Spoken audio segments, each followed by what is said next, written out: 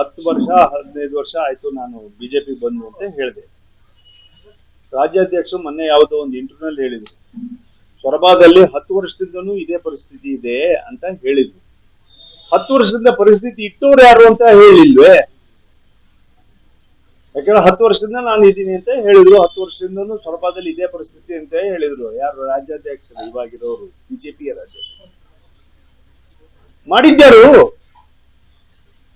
ಇದನ್ನ ಇಟ್ಕೊಂಡು ಓಡಾಡಿಸ್ಬೇಕು, ಸೊರಬ ತಾಲೂಕಿನ ರಾಜಕಾರಣ ಹಾಳು ಮಾಡ್ಬೇಕು, ಇದನ್ನ ಕುಳಿಗರಿಸ್ಬೇಕು, ಶಿವಮೊಗ್ಗ ಜಿಲ್ಲೆ ಇದ್ ಮಾಡ್ಬೇಕು. ಕಾಂಗ್ರೆಸ್ ಜೊತೆ ಅಡ್ಜಸ್ಟ್ಮೆಂಟ್ ಮಾಡ್ಕೊಂಡು ಕ್ಯಾಂಡಿಡೇಟ್ ಹಚ್ಕೊಳಕ್ಕಾಗತ್ತೆ?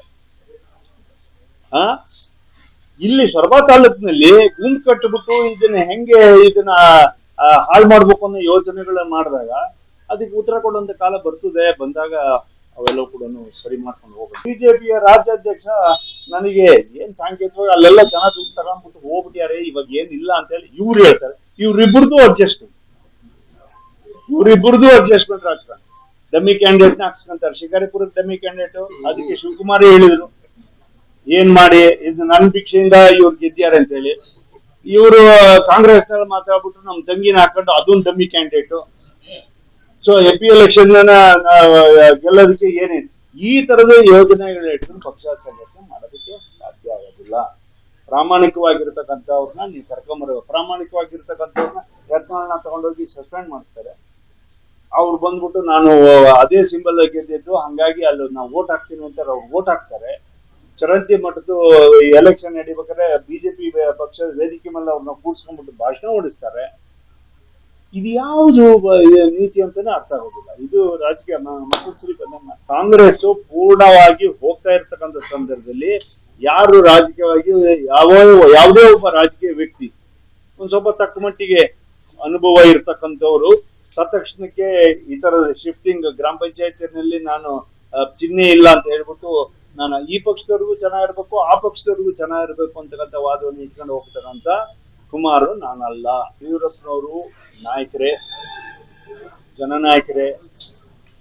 ಬಿಜೆಪಿ ಪಕ್ಷದಲ್ಲಿ ಒಂದು ಸಿದ್ಧಾಂತ ಇದೆ, ಅಭಿವೃದ್ಧಿಯ ಸಿದ್ಧಾಂತ ಇದೆ. ಅಭಿವೃದ್ಧಿಯೇ ಮೂಲ ಮಂತ್ರ ಅಂತ ಹೇಳಿ ಮಾಡ್ಕೊಂಡಿದ್ದಾರೆ. ಮತ್ತು ಎಲ್ಲಾ ನಿಟ್ಟಿನಲ್ಲೂ ಕೂಡ ಅಭಿವೃದ್ಧಿಯನ್ನ ಮಾಡ್ಕೊಂಡ್ ಬಂದಿರ್ತಕ್ಕಂಥದ್ದನ್ನ ನಾವು ಅನುಭವಿಸಿದ್ವಿ, ನಮ್ಮ ತಾಲೂಕಿನಲ್ಲಿ ಅನುಭವಿಸಿದ್ವಿ ಬಿಜೆಪಿ ಪಕ್ಷದ ಅವಧಿನಲ್ಲಿ. ಹಾಗಾಗಿ ನಾವು ನಾಯಕತ್ವದ ಬಗ್ಗೆ ನಾವು ಅವತ್ತಿನ ದಿನನೂ ಪ್ರಶ್ನೆ ಮಾಡಿಲ್ಲ, ಇವತ್ತಿನ ದಿನನೂ ನಾನು ಪ್ರಶ್ನೆ ಮಾಡೋದಿಲ್ಲ. ಯಡಿಯೂರಪ್ಪನವರ ನಾಯಕತ್ವದ ಬಗ್ಗೆ ನಾವು ಯಾವತ್ತೂ ಕೂಡ ನಾವು ಸರ್ಕಾರ ಕೂಡ ನಿಲ್ಲಿಸಿಲ್ಲ. ಹಂಗೆ ರಾಷ್ಟ್ರದ ನಾಯಕರುಗಳ ಬಗ್ಗೆನೂ ಕೂಡ ನಾವು ಯಾರು ಕೂಡ ಇದು ಮಾಡಕ್ ಹೋಗಿಲ್ಲ. ಇವತ್ತು ಯಡಿಯೂರಪ್ಪನವರು ಮಕ್ಕಳು ನಮಗೇನೋ ಒಂದು ಇದು ಮಾಡ್ತಾ ಇದಾರೆ ಅಂತ ಹೇಳ್ಬಿಟ್ಟು ಯಡಿಯೂರಪ್ಪನವ್ರಿಗೂ ಕೂಡ ಅದು ಅನ್ವಯಿಸುತ್ತೆ ಅಂತಕ್ಕಂಥ ಮಾತನ್ನ ಆಡಕೋಲ್ಲ. ಯಡಿಯೂರಪ್ಪನವ್ರ ನಾಯಕತ್ವದ ಬಗ್ಗೆ ನಮ್ಗೆ ಎಳ್ಳಷ್ಟು ಕೂಡ ಭಿನ್ನಾಭಿಪ್ರಾಯಗಳು ಇಲ್ಲೇ.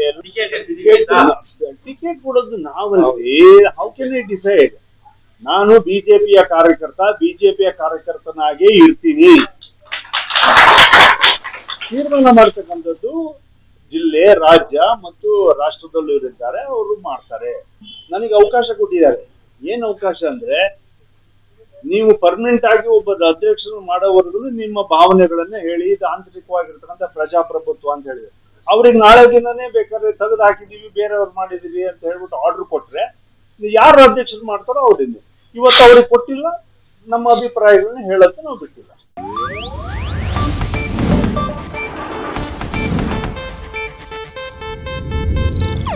ಇದು ಏಷ್ಯಾನೆಟ್ ನ್ಯೂಸ್ ನೆಟ್ವರ್ಕ್ ಪ್ರಸ್ತುತಿ.